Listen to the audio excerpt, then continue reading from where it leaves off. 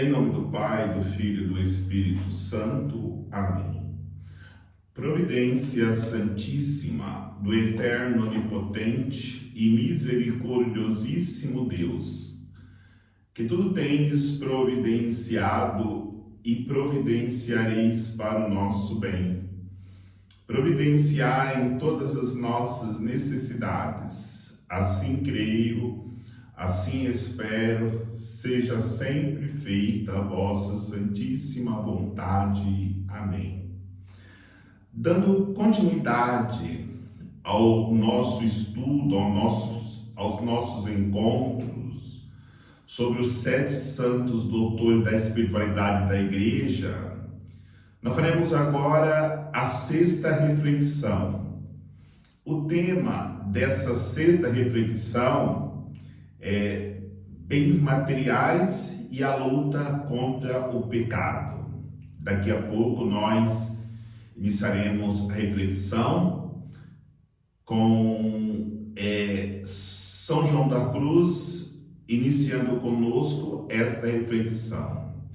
Mas antes, na introdução que eu quero fazer, quero trazer 2 realidades do nosso desapego com as coisas materiais, com os bens materiais, por mais preciosos que eles sejam. O primeiro conta que um noviço chegou na companhia de Jesus com um crucifixo muito belo, muito bem trabalhado, uma verdadeira relíquia. E o seu formador, e isso era ainda no tempo que vivia Santo Inácio de Loyola, o fundador dos jesuítas, Companhia de Jesus, e disse para ele que ele poderia ficar com aquele crucifixo que ele tinha tanta devoção e trazia como uma grande relíquia. Deixou ele ficar durante 2 anos no noviciado e depois já num momento mais avançado de conhecimento da ordem, o formador disse: agora me dê esse crucifixo, essa tua relíquia, porque você já tem no coração, não precisa ter mais nas mãos. Ensinando assim o desapego com as coisas materiais. A outra reflexão que eu quero fazer aconteceu com Santa Gema Galgani. Santa Gema Galgani não é uma doutora da espiritualidade, mas foi uma grande mística, uma grande mulher de vida espiritual. Vivia uma profunda pobreza e tinha uma ligação muito próxima, muito íntima com os passionistas.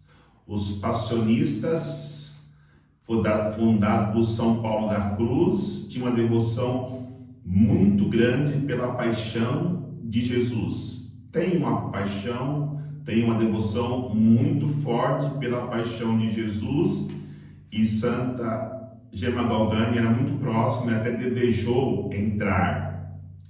E tem um beato, São Gabriel Dolorata, que nasceu em Assis e tornou passionista e morreu muito cedo, 24 anos de idade, com tuberculose. E Santa Gema Galgani adquiriu como devoção um dente desse passionista que era beato e trazia com muita devoção aquela relíquia. E um dia o anjo da guarda disse para Gema Galgani: Gema, você é muito apegada às coisas. E Gema questionou o anjo, dizendo: eu não tenho nada, eu renunciei a tudo. E o anjo falou: Gema, e aquele dente de Gabriel Dolorata, que você tem um apego por ele, olha o que é desapegar-se de todos os bens materiais. Lembremos que este nosso encontro, essas nossas reflexões, está nos direcionando para o caminho da santidade. E no caminho da santidade, nós não podemos apegarmos a nada, até as coisas que para nós temos como mais sagradas. Se Deus quiser assim, que tenha alguma coisa, é porque Ele nos deixou ficar com aquela coisa. Mas se Deus pede, temos que entregar tudo para Deus. Então, entrando nessa reflexão, como eu havia dito, São João da Cruz define bens temporais, bens materiais, especificamente como riquezas e status, posições sociais e outras coisas que conferem prestígio, como filhos, parentes, casamento e etc. Embora o santo afirme claramente que não há nada necessariamente pecaminoso ou que seja causa de pecado nesses bens. O santo nos adverte que, por causa de nossa fragilidade humana, tendemos a apegar-nos a elas, buscando aí a satisfação que apenas Deus pode proporcionar. Nesse sentido, São João declara que nunca terminará de citar as Escrituras se fosse dar referências para mostrar de que modo cada um desses bens pode tornar-se um obstáculo em nossa jornada rumo à santidade, rumo a Deus. O princípio básico por ele apontado é que deveríamos alegrar-nos com esses bens somente na medida em que com eles estamos chegando mais perto de Deus, cumprindo sua vontade e dando-lhe honra e glória por meio deles. Na palavra do santo, nós escutamos, abre aspas, as pessoas não devem regozijar-se com riquezas nem quando as possuem, nem quando o seu próximo os possui, a menos que Deus seja servido por meio delas. Isso vale para outros bens temporais, como título, posições sociais, entre outras coisas. É inútil que as pessoas se alegrem com estas coisas se não servem a Deus por intermédio delas, trilhando com mais segurança a estrada da vida eterna. Então, tudo aquilo que eu possuo só me aproximará de Deus se Deus estiver acima delas. E o perigo de que aos pouquinhos nós vamos apegando de tal maneira nessas coisas que podemos colocar Deus em segundo plano e essas coisas, seja o que for, no lugar de Deus. Quanto aos filhos, não há motivo para regozijar-se porque são muitos, ou ricos, ou dotados de talento, de inteligência, dos naturais, ou porque são abastados. Deve-se ter alegria nos filhos se eles estiverem servindo a Deus. Isso é muito importante refletir, porque temos que entender que os bens materiais pertencem ao mundo. E nós nos servimos dele porque ainda estamos no mundo. Façamos uma reflexão. Quem que o mundo acolhe? Quem tem beleza física, quem tem inteligência, quem tem riqueza e quem tem talento. Se a pessoa não tiver nenhuma dessas 4 realidades que eu citei, o mundo não aceita. E quando a pessoa é agradável, ainda ela encontra uma coisa no mundo. Quando ela não mostra essa agradabilidade, ela está fora de todas as propostas do mundo. Enquanto Deus não. Enquanto aqueles que buscam Deus, e aí é o caminho da santidade, sem beleza física, sem riqueza material, sem inteligência, sem nenhum dom específico, uma capacidade específica, nesta pobreza, nesta fraqueza, Deus tem mais facilidade de trabalhar, porque aquela pessoa desprezada pelo mundo procura refúgio em Deus, que vai sanar as suas necessidades, concedendo aquilo que o mundo não lhe deu, por você não possuir essas realidades. Olhem para uma realidade concreta.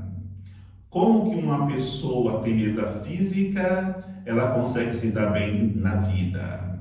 Olha como uma pessoa inteligente, uma pessoa rica, uma pessoa cheia de talento, ela encontra no mundo uma posição. Isso é muito duro e triste, mas também isso é a dura realidade que o mundo apresenta para qualquer ser humano.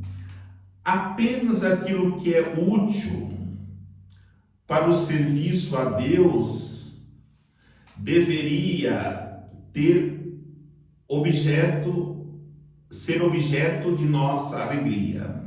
Qualquer outra alegria será vã e inútil, pois a alegria que não está em harmonia com Deus não tem valor algum para a alma. Para nos aproximarmos de Deus, São João da Cruz explica em detalhe os grandes danos sofridos pela alma quando nos alegramos inadequadamente com esses bens temporais.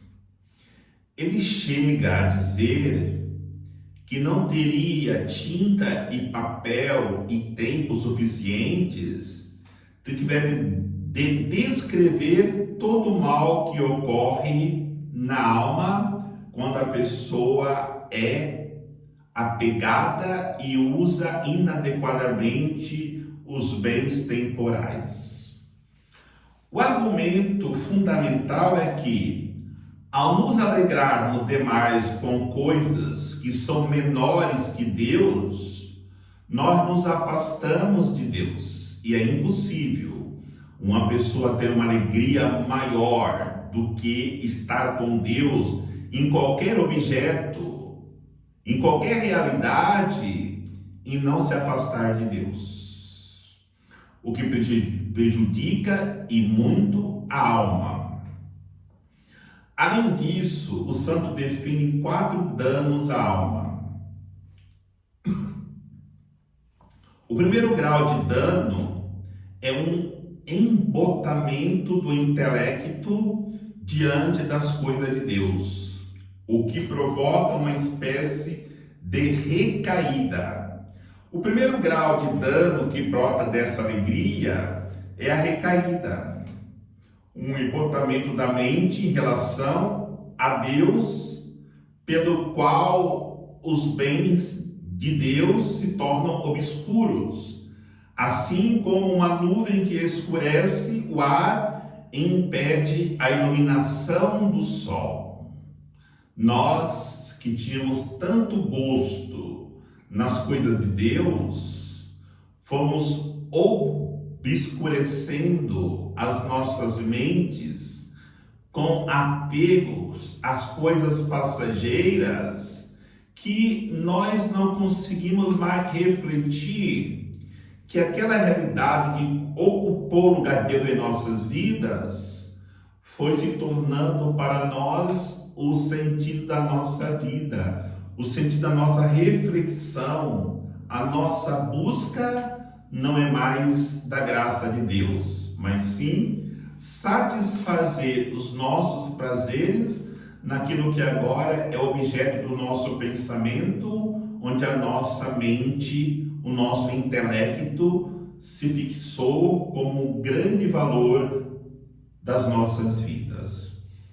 Pelo fato mesmo de as pessoas espirituais alegrarem-se em algo a darem rédeas ao apetite em coisa frívola. Seu relacionamento com Deus é obscurecido e seu intelecto toldado. Ainda que o intelecto não tenta, ou melhor, ainda que o intelecto não tenha o pensamento de nenhum mal, a alegria nessas vaidades e as concupiscências por elas são suficientes para acarretar o primeiro grau desse malefício, o torpor da mente e o obscurecimento do discernimento na compreensão da verdade e no julgamento correto de cada coisa tal como é em si mesmo. No nosso julgamento, corremos o risco de desclassificar aquilo que seria de grande valor para a nossa jornada espiritual e classificar como boa, como algo que deve ser dado valor a uma coisa que vai nos afastar cada vez mais de Deus. O segundo grau de dano oriundo da inadequada alegria nos bens temporais é uma atitude cada vez mais tolerante para com as coisas passageiras deste mundo. O nosso Santos, doutor São João da Cruz, o descreve como um certo alargamento da vontade nas coisas temporais, em fazer pouco da alegria e do prazer nas criaturas, e não afligir-se com isso, nem os considerar uma questão tão séria. Então, a minha alegria se coloca nas coisas passageiras, os meus prazeres se colocam nas criaturas, isso não me aflige mais. Isso, eu não vejo uma questão tão séria que compromete profundamente a minha alma no caminho da santidade. Esse dano faz com que a pessoa se afaste dos exercícios espirituais, da oração e das coisas de Deus. Não tem mais satisfação nesses exercícios por causa do prazer encontrado em outras coisas e ser entregue a muitas imperfeições e frivolidades, alegres e prazeres vãos. Pessoas nesse estágio de declínio não estão isentos de culpabilidade, nem mesmo de maldade, pois estão, aos poucos, afastando-se da justiça e da virtude, porque sua vontade busca cada vez mais afeição pelas criaturas, não pelo Criador. O traço daqueles que se encontram neste segundo grau é uma extrema apatia, bem como despreocupado por questões espirituais, observando-as por mera formalidade, por força ou por hábito, não por amor. Ou seja, a vida espiritual se tornou formalidade, se tornou algo mecânico.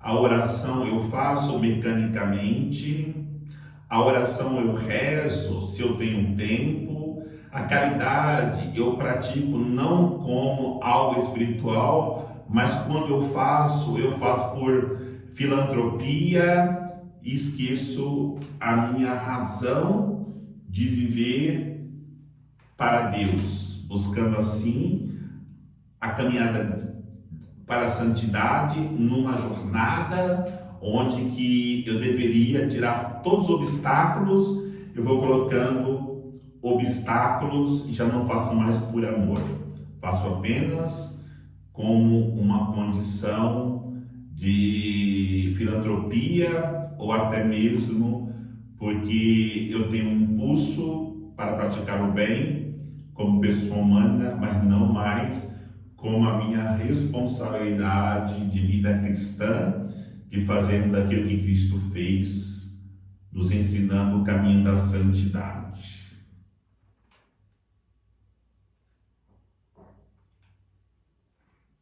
O terceiro grau de dano é o total abandono de Deus, despreocupação e apatia. Agora levam ao cometimento de pecados mortais por cobiça e inveja. A cobiça de bens temporais torna-se a motivação que controla a vida dessas pessoas. À medida que seu apetite e sua sede aumentam, conforme se afastam de Deus, a única fome que pode saciar a sua sede, a sua fome, ele começa a buscar em fonte que não pode saciar a sua sede. Começa a buscar em dispensas que não pode matar a sua fome. O motivo dessa insatisfação com o alimento até agora ofertado para alimentar a sua alma em Deus, da fonte que saciava a sua sede,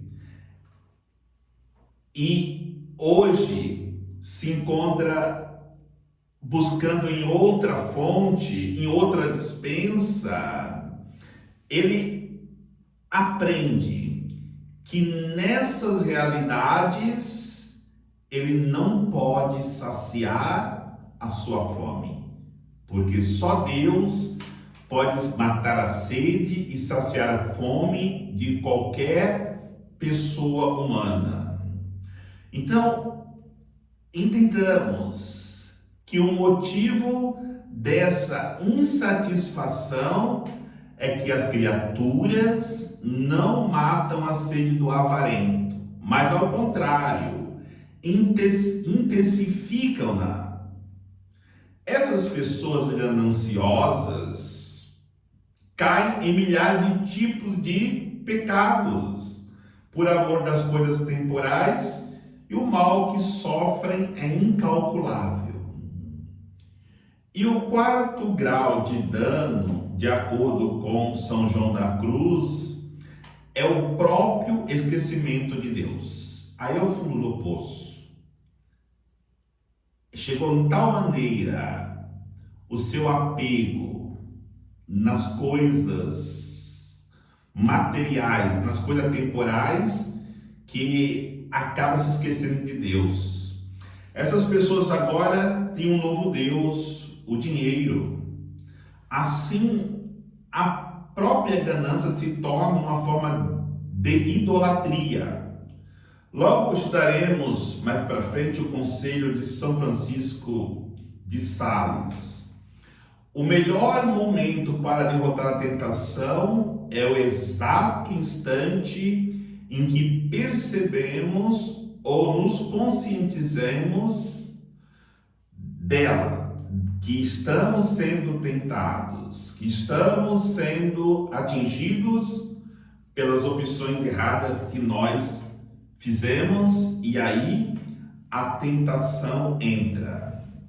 São João da Cruz dá um conselho semelhante no trato com os pequenos apegos exagerados às coisas temporais. As pessoas espirituais devem exercitar o cuidado para que em seu coração e em sua alegria não se alegrem, ou melhor, não se apeguem a bens temporais. Devem temer que por um aumento gradual, seus pequenos apegos tornem-se grandes. O que é pequeno no início pode ser imenso no fim. Aí eu volto ao início dessa palestra, quando aquele noviço entrou para o noviciado dos jesuítas. Ele chegou com um pequeno apego. Depois de 2 anos, aquele crucifixo, que é algo muito nobre, se tornou de tal maneira algo para ele tão essencial, que ele era tão apegado, que foi necessário deixar no coração, material das suas mãos, para que ele possa entender que por mais precioso que seja o objeto, ele não pode ser o principal apego das nossas vidas. O principal das nossas vidas tem que ser necessariamente Jesus Cristo. E elas nunca deveriam estar seguras aqui, essas pessoas, por ser pequeno seu apego, elas conseguiram libertar-se dele no futuro. Elas conseguirão libertar-se dele, do apego, no futuro, ainda que não o façam de imediato. Então, se ela não tem coragem de arrancá-lo pela raiz quando está pequeno, em seu primeiro estágio, como acreditam e supõem que o conseguirão fazer quando ele estiver maior e com raízes mais profundas? É um convite a refletirmos. Quais são os nossos pequenos apegos? E fazer uma reflexão mais profunda. Aquilo que era pequeno apego no começo se enraizou em nossas vidas, que nós não conseguimos libertar-nos. Aí podemos fazer aqui milhares de reflexões. Pode ser uma coisa material, pode ser uma pessoa, pode ser até uma realidade, como eu dizia, de vida espiritual, como o dente de Santa Gemma Galgani, ou como crucifixo daquele noviço. Nada pode nos prender, enraizar em nossos corações, senão unicamente Jesus Cristo. Todos os santos, inclusive São João da Cruz, falam dos resultados maravilhosos da adoção das disciplinas e da sabedoria na prática da jornada espiritual. Paradoxalmente, aquele que perde sua alegria excessiva nos bens temporais ganha uma alegria maior e mais pura neles. Ou seja, quando nós nos apegamos aos bens materiais que colocamos eles em primeiro lugar, em vez de Jesus Cristo, quando nós nos desapegamos deles e colocamos Jesus Cristo acima deles, aquilo que para nós, em coisas temporais, era a nossa própria vida, nós ganhamos uma alegria nessas coisas, quando Jesus é para nós aquele que nos faz ter aquelas coisas, porque Ele abençoa, porque Ele nos permite tê-las, porque Ele está acima dessas coisas. É o paradoxo do Evangelho. É assim mesmo que, de fato, perde a própria vida. Isto é, perder a sua própria vida, perder seu ego desequilibrado. Encontra a si mesmo. Quem perde na sua vida o seu ego desequilibrado, encontra-se a si mesmo. Aqueles que negam a si a alegria exagerada nas coisas temporais, encontrarão de forma surpreendente uma alegria maior nas coisas temporais, bem como liberdade de espírito, clareza de raciocínios, descanso, tranquilidade, serenidade e confiança em Deus.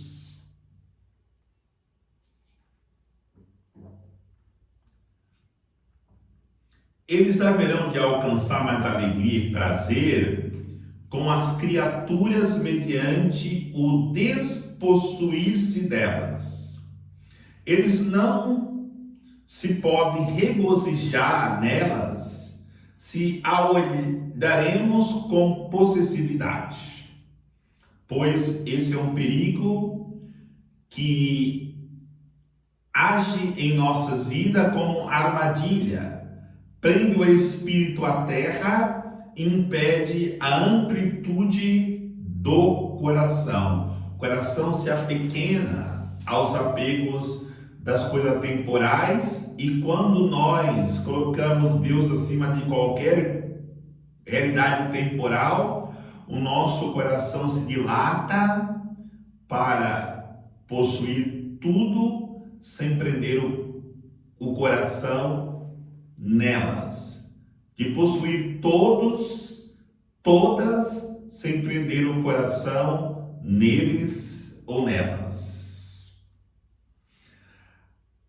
Assim, aqueles cuja alegria não está na posse das coisas, regozijam-se em todas elas como se a possuísse todas.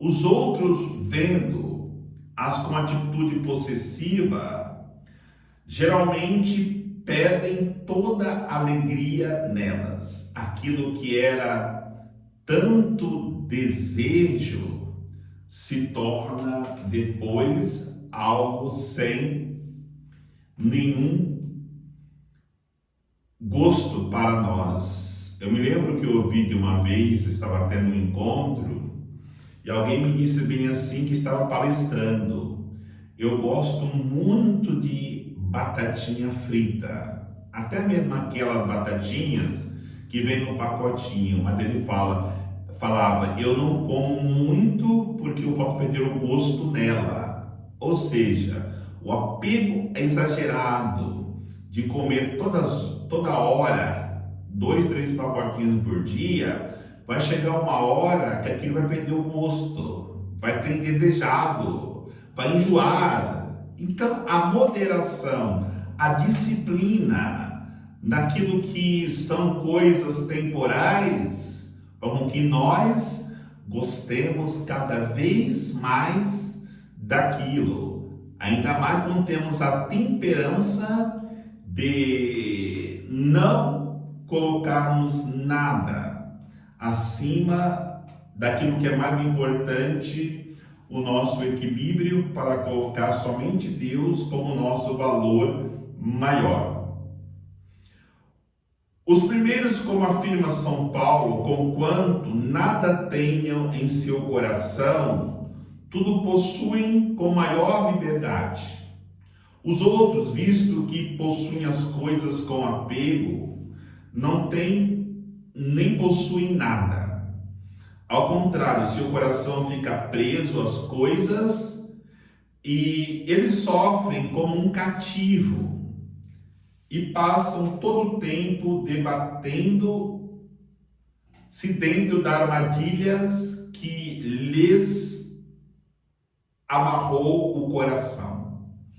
São João ensina que, em regra, transforma em tristeza e amargura a alegria inútil que temos nos bens temporais, fazendo-o como um convite para que recobremos o bom senso e adoremos a Ele apenas. Somente Deus devemos adorar. Que possamos sempre ouvir a sua mensagem. Isso é muito importante, porque quando falta disciplina, nós trocamos as realidades dos valores. Nós podemos dizer assim: eu adoro a Deus, que está acima de qualquer realidade, eu amo as pessoas, o ser humano, e gosto das coisas. Mas quantas pessoas nesta realidade acabam mudando as coisas? Adoram as pessoas, adoram o seu carro, adoram a sua casa e gosta de Deus e gosta das pessoas. Muitas vezes pessoas amam, dão mais valor ao carro do que à própria família. Dão mais valor a realidades materiais do que a sua própria vocação sacerdotal religiosa. Não. Gostamos de laranja, amamos as pessoas e adoramos a Deus. Amamos a Deus, mas esse amor é um amor de tal grandeza que eu adoro a Deus. Mas o amor que tenho por uma pessoa não pode ser um amor de adoração. O apego que eu tenho a uma coisa material não pode ser um amor, não pode ser um apego de adoração ou de amor, porque é uma coisa. Então nós precisamos colocar essa disciplina e colocar cada realidade com o seu devido valor em nossas vidas. Muitas vezes São João da Cruz expressa suas ideias de forma tão direta e inflexível que nos sentimos derrotados ou desconsolados. No entanto, se lermos sua obra, eu já tive a oportunidade de ler 2 vezes a obra completa de São João da Cruz. Quando nós entendemos essa obra com cuidado e oração, perceberemos que ele também nos encoraja. Então, parece que quando lemos São João da Cruz, ele coloca uma inflexibilidade nas nossas relações com aquilo que não seja Deus. Não, ele é flexível. Ele quer nos ensinar ou ajudar a não nos perdermos naquilo que nós nos relacionamos que não seja Deus. Porque se o nosso objetivo é uma jornada espiritual para chegar à qualidade de vida, não podemos ficar pelo caminho nos perdendo nessas coisas que prendem os nossos corações. O santo reconhece que, apesar de nossos maiores esforços, nossas emoções não serão transformadas por completo até que cheguemos ao ponto do casamento espiritual. no qual o próprio Deus conclui a purificação para a qual poderíamos então somente nos inclinar, por assim dizer, e deixar Ele fazer a obra em nossas vidas. Foi isso que fizeram os santos. Nós já citamos aqui, nesse nosso encontro, Santa Teresa d'Ávila, já citamos algumas vezes a sétima morada ou as 7 moradas para chegar no casamento espiritual. Quando o santo chega no casamento espiritual com Cristo, ele não questiona, ele só se inclina para Deus ver a sua vontade, tirar ou dar-lhe aquilo que Deus quer. Nada mais ele possui que não seja dado por Deus ou aprovado por Deus.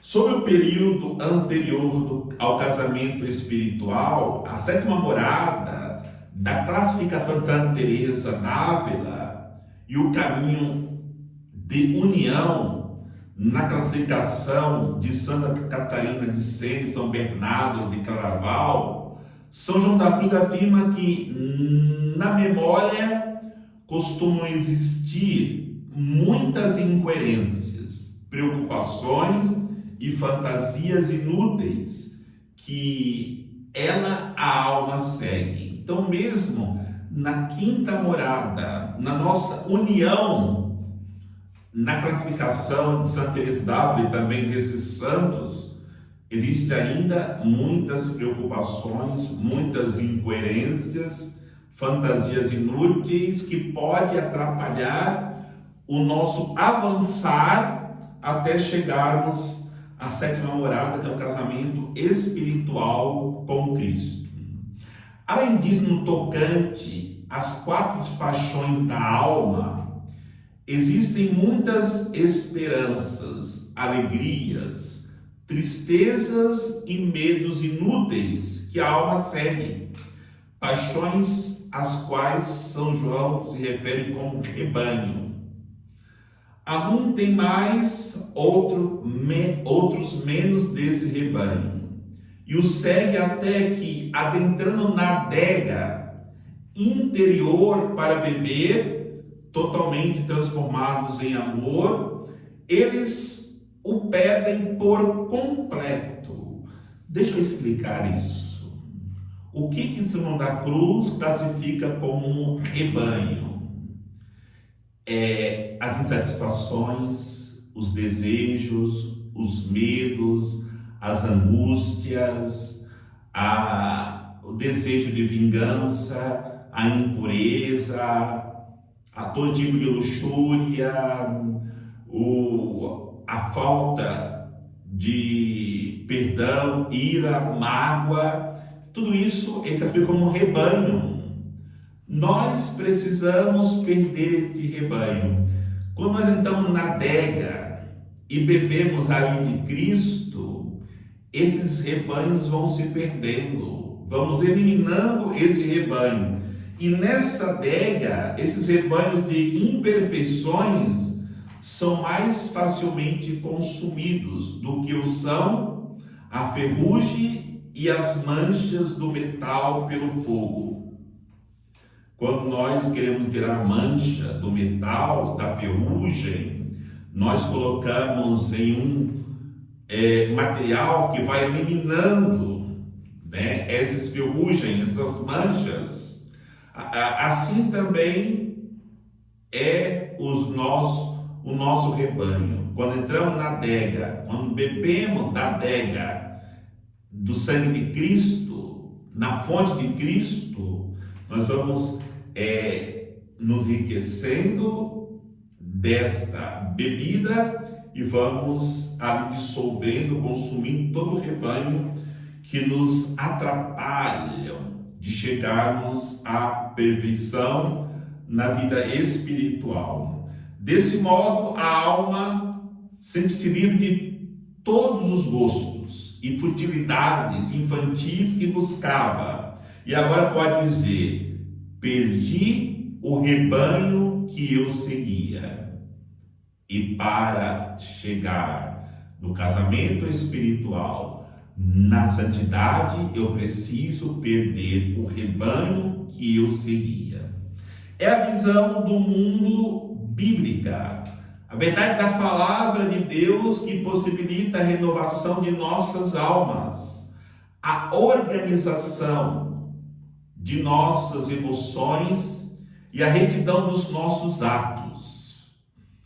E é essa mesma palavra de Deus, como nos explica o santo, que pode ajudar-nos a vencer a importante luta contra o pecado, assunto de que trataremos agora.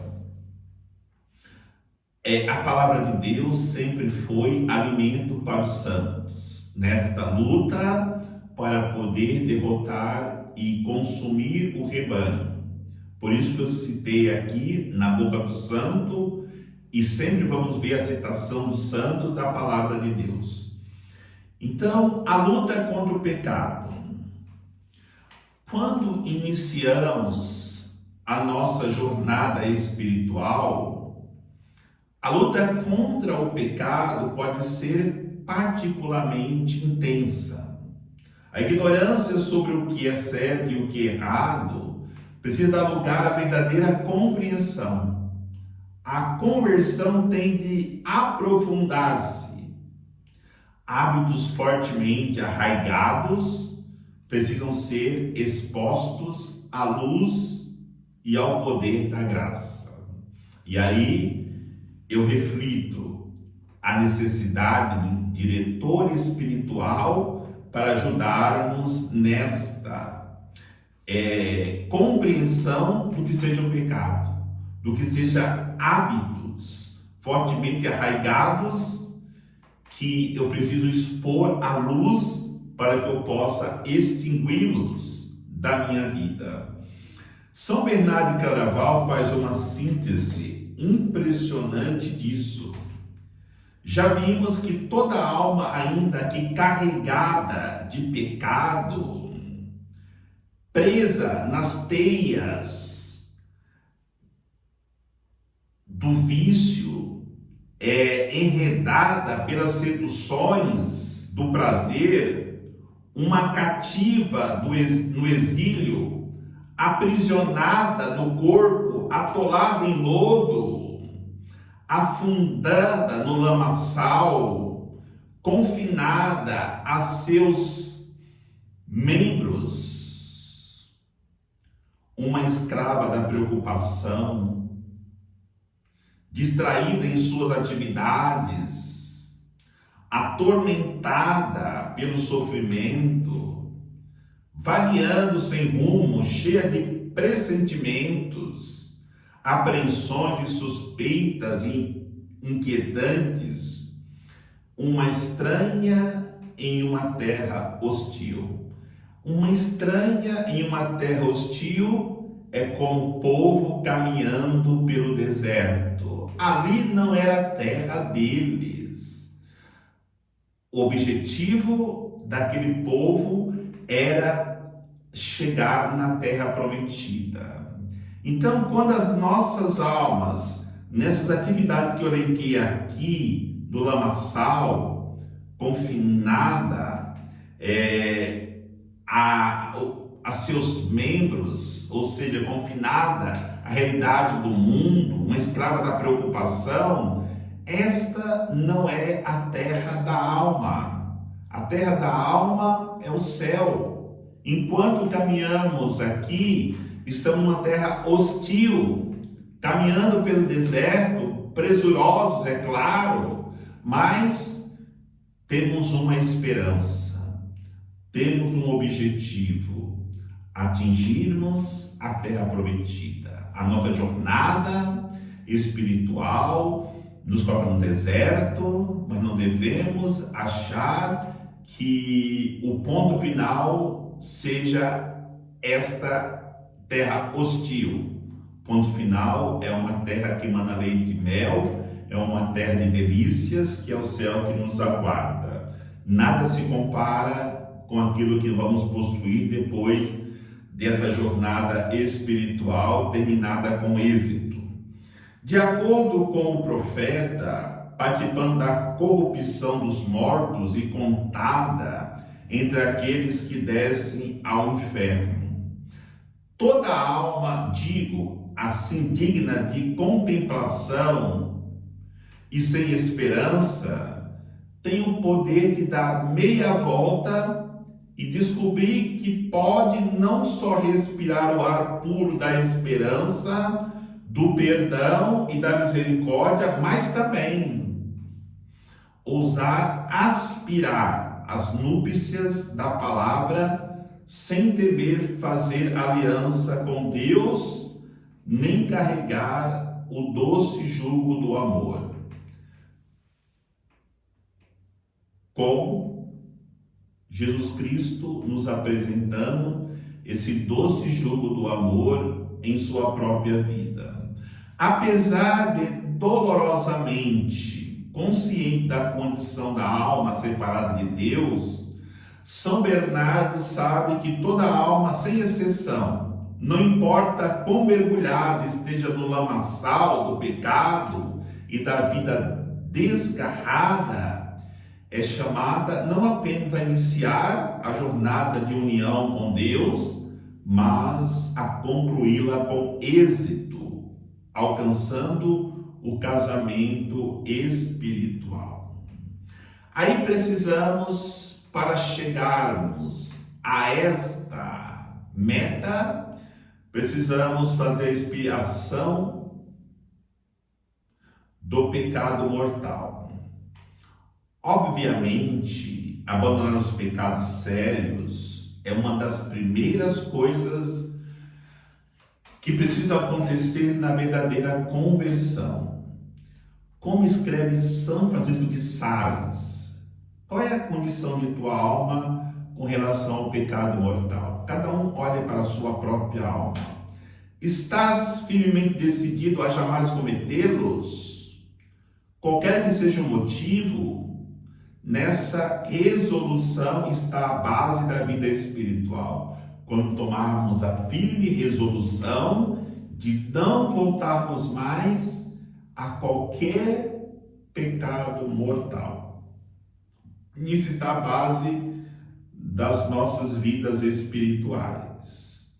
São Francisco recomenda a uma pessoa nessa situação que esteja voltando ao Senhor, abandonando uma vida de pecados sérios, que considere a possibilidade de fazer uma confissão geral. É fundamental uma boa confissão.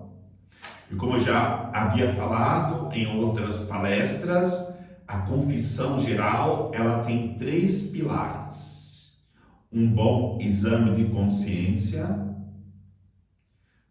um verdadeiro arrependimento e o cumprimento da satisfação, ou seja, a penitência que o sacerdote lhe conferir para que você possa pagar as penas que ficaram do pecado cometido, que são as injustiças que o pecado causa quando nós cometemos qualquer delito. O santo reconhece que isso não é uma necessidade absoluta, mas o aconselha com veemência, ou seja, a confissão é necessária, mas não é absoluta, mas ele aconselha com veemência porque é um dos passos para que possamos retomar uma vida de santidade. São Francisco de Sales também destaca a importância que a prática regular do sacramento da reconciliação pode ter para que se realize uma verdadeira mudança de vida.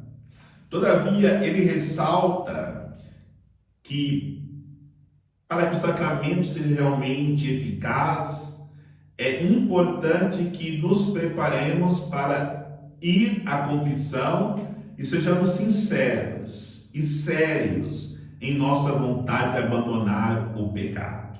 E essa sinceridade, esse ser sério, é contar os pecados, números e graus.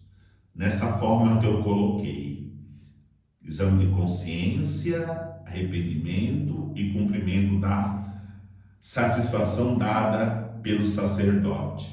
Em regra, existe pouca preparação ou mesmo nenhuma, e não se tem contrição suficiente.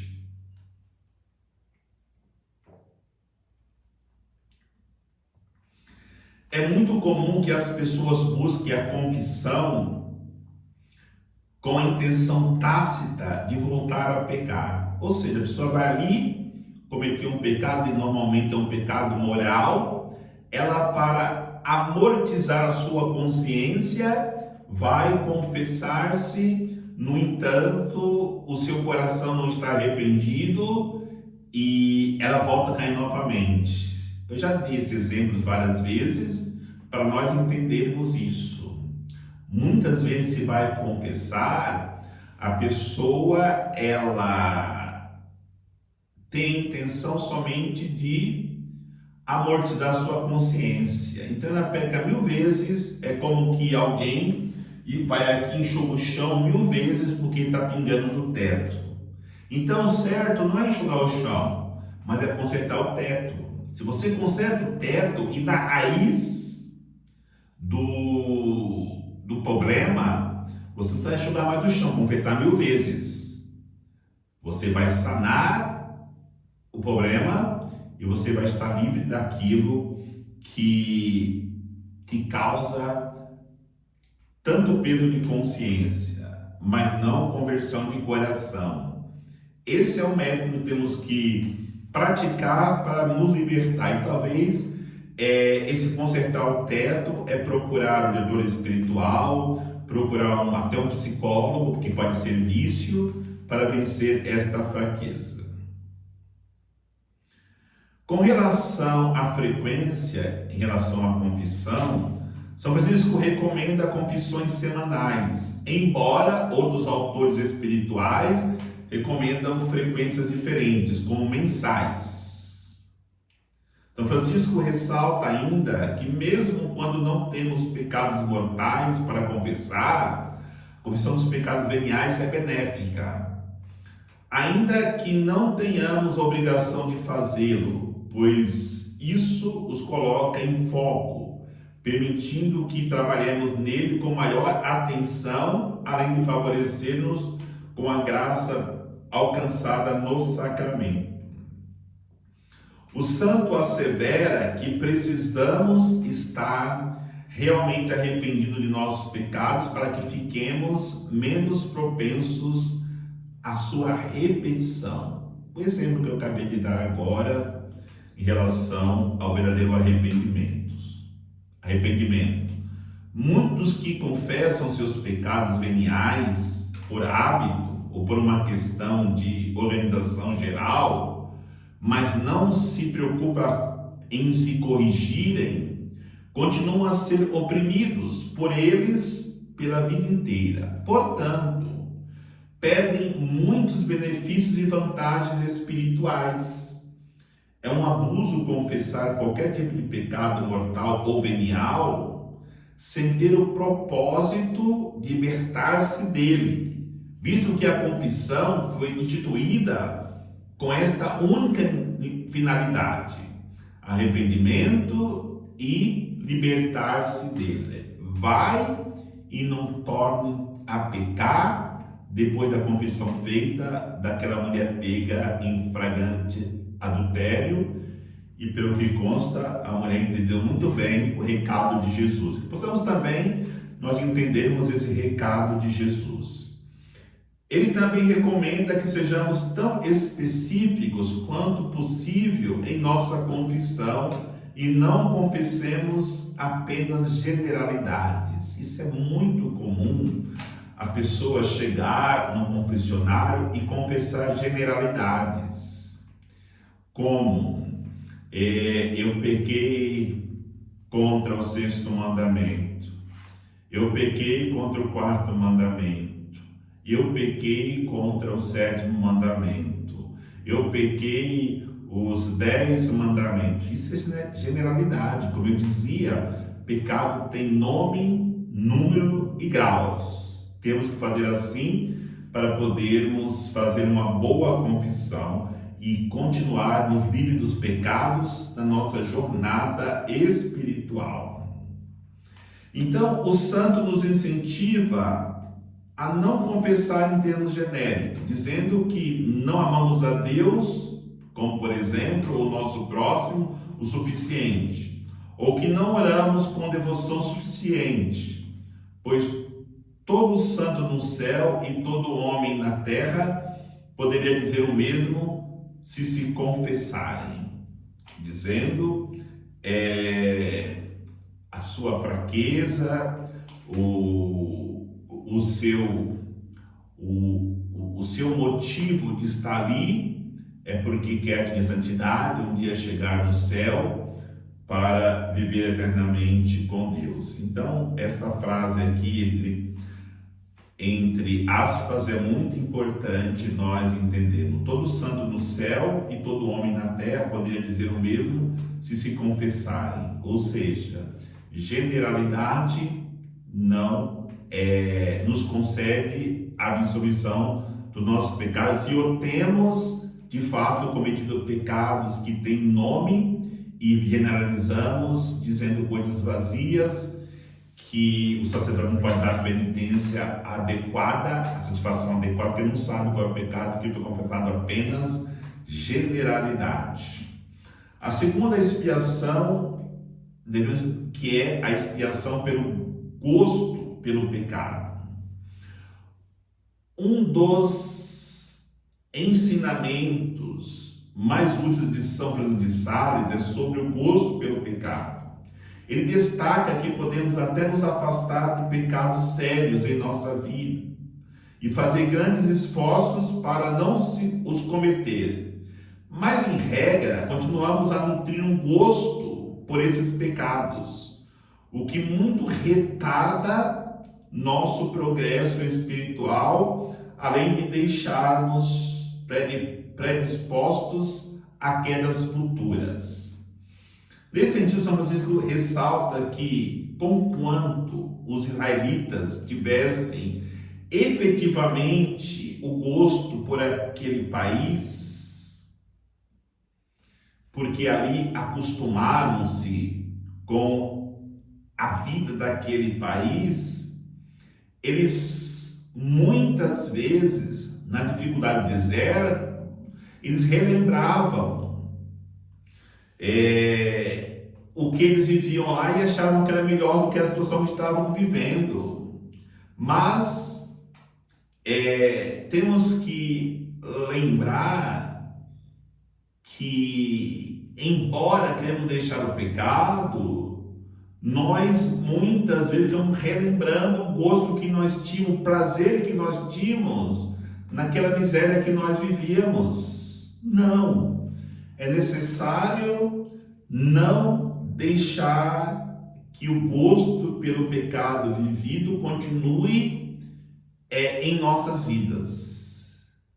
Temos que ter nojo da vida que nós vivemos, não gosto, comparando com a vida que temos hoje, diante das dificuldades que nós enfrentamos. Porque não podemos lembrar aqui a mulher de Ló.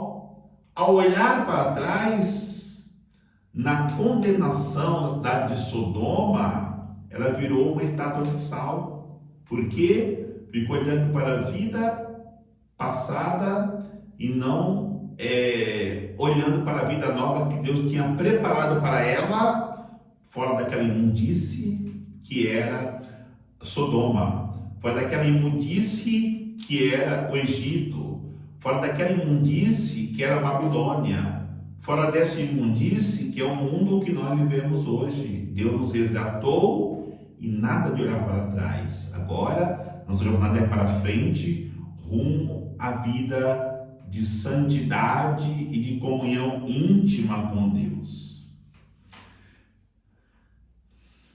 O que São Francisco de Sales propõe como remédio para esse apego remanescente ao gosto pelo pecado é que ele nos introduz a vida devota por meio de 10 meditações sobre essas verdades básicas, dando ênfase a tudo aquilo que Deus nos dá e a vida de gratidão que temos para com Ele, e a fieldade e o horror do pecado, a realidade do julgamento e do inferno, a grande misericórdia e bondade da obra redentora de Jesus, a brevidade da vida e a grandeza e a grande beleza e a glória do céu. Então enumeramos aí